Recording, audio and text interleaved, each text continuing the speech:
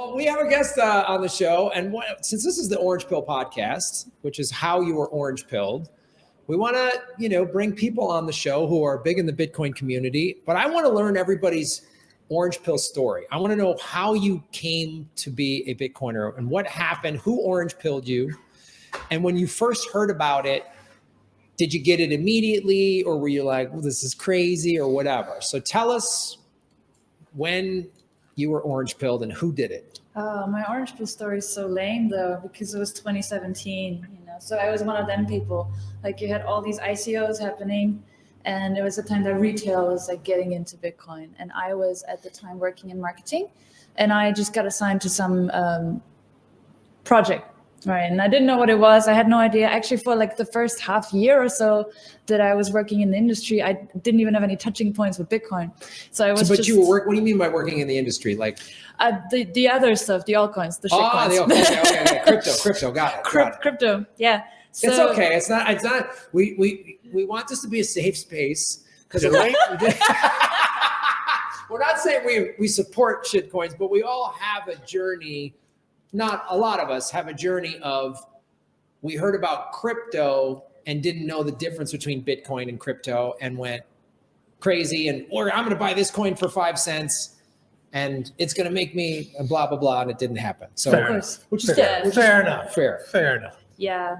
Well, that was that. I was there for like a couple months, and I was working for some projects there. I didn't know what I was doing. For me, I was used to doing marketing projects. So for me, it was, just another social media job or something. What would happen is they would take you to like you had all these blockchain conferences, right? Those are conferences where you have the guys in suits coming, and they come with their weather forecast coin and their supply chain coin, right? And they go guys there in suits I just pictured these very ominous looking guys with like briefcases. Yeah. Here's my weather coin. Yeah, they go there, they go to those conferences to find partners, right? And just to shill each other their coins. And I did that for some time, and the more I did it, the more I was at these events, the more I felt like, what am I doing, right? Mm-hmm. What's the purpose? And this was in Europe mostly? I was in Asia mostly. Asia? Actually, yeah. I was living in Asia at the time. Yeah. So you were working in Asia, living and working in Asia. Yeah, I've actually been traveling for 10 years. So I haven't. So I'm German, but I haven't lived in Germany for 10 years. Okay. So, yeah. And so I did that, and then after some time, I met some Bitcoiners. So I was going to meetups. That was around the Philippines a lot, where then people would hand me books. So the first book I read was The Internet of Money, and then the Bitcoin Standard. And then I saw, hold on, there's more. It's not just like, there's some purpose there. So The Internet of Money, Andreas. Yes. Antonopoulos. Yes, which is a really good book to get started because it's so short and easy to read. I've heard a lot of people, that book is part of their orange pill journey, is definitely reading that book. Andreas is definitely an orange pill. Lots of people. And when I go around the world traveling to these conferences myself, particularly in Latin America and Central America, you go to a meetup and you'll see the Pope and Andreas. Yeah. He definitely orange pill. Anyway. Yeah. Sorry to interrupt. No, it's fine. Back to some Pope stories. Yeah, but it was actually that book that made me, for the first time, think about inflation. So I remember that was the first time that I actually used my brain to make some connections with why there is a reason of being for Bitcoin.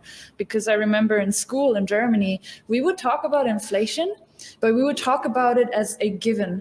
So we talk about how at the bakery, we have really good bread in Germany, but it would keep getting more expensive.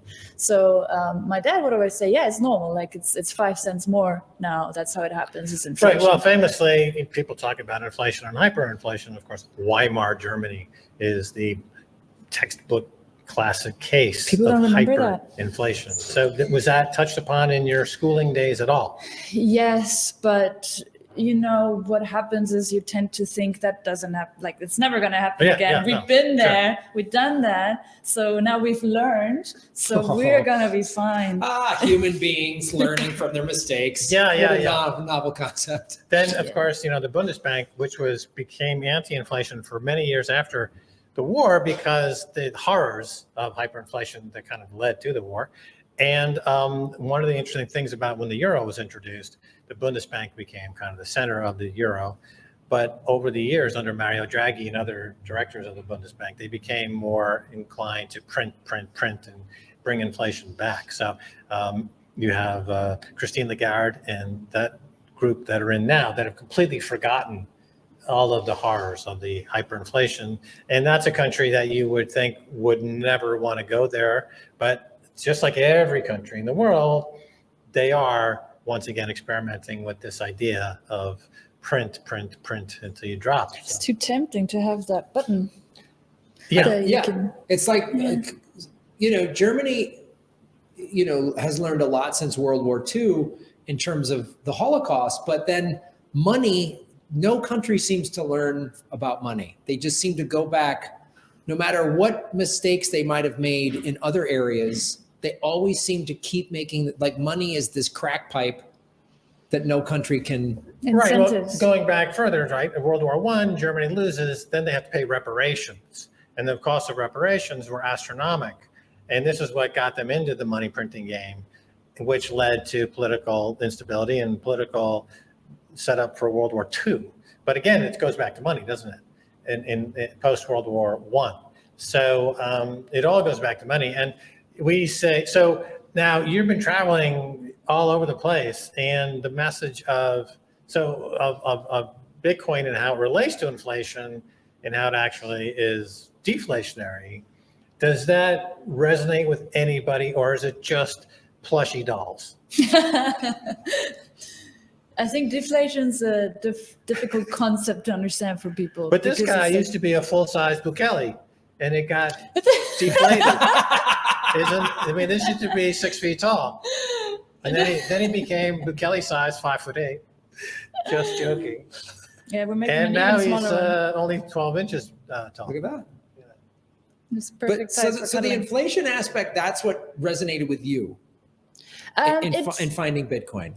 A lot of aspects resonated with me, but that was the first one that I connected with, because I realized that just because it was taught to us as being just another thing that you have in your life, it's whatever. Oh my just gosh. Because it was taught to us as just another thing that happens and that is like normal doesn't mean that you have to accept it as that. And it's a very I want to say German, but not just German thing to accept what is told to you by the authority the authorities or the powers that be. We are very, and this is probably like very likely to be our downfall. We're very trusting of these official sources of information. Even now, even though it's getting less, because people are realizing that there's a lot of manipulation, narratives, and lies going on, we're very trusting of the things that are taught to us. And that was one of them. So we thought, okay, inflation happens. I remember they had this graph where it's like, the economy goes like this, it's normal. So right now we're here, gonna go down here, gonna get better, just get used to it. And then with... Right, well, Germany has almost like the original welfare state under Bismarck, I believe. And so the state is extremely well regarded in that sense. And they provide the welfare net, the safety net, and the institutions of the state are in high regard in Germany. And so people are not in the habit of rebelling against the state. Yeah. And so when you have money that separates money from state, you're going against orthodoxy of certainly German orthodoxy, but also European orthodoxy across Europe. It's a very statist continent. And this is why they don't grok Bitcoin, not even in the UK, where you would think that they would be a little bit more open to it. They are not. I mean, they have a freaking monarch in the UK, King Charles. I mean, they're still living 1,000 years ago. But you snapped out of it. You broke out of it. So now you're seeing this new kind of money that's transformative